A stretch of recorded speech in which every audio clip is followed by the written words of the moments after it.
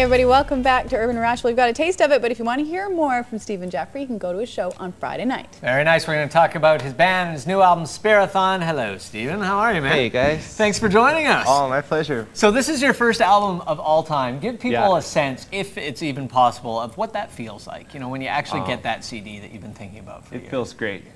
We started on the pre-production in 2002. Really? So it's been 3 years coming. Well, and it takes a long time. I mean, it's not an easy process. It's not a cheap process. It's none of those other things. So you really have to be dedicated to it, don't you? That's right, yeah.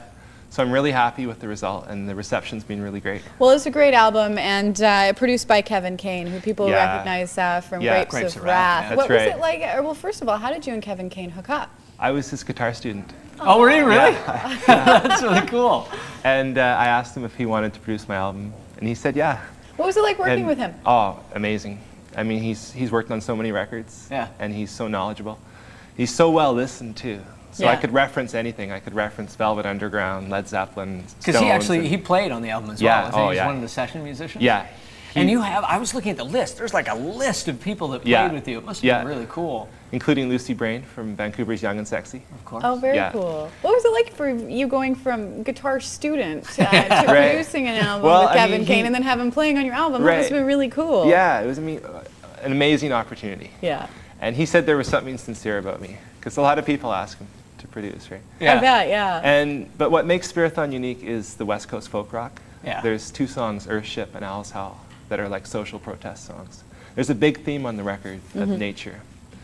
And our destruction thereof. Exactly, yeah.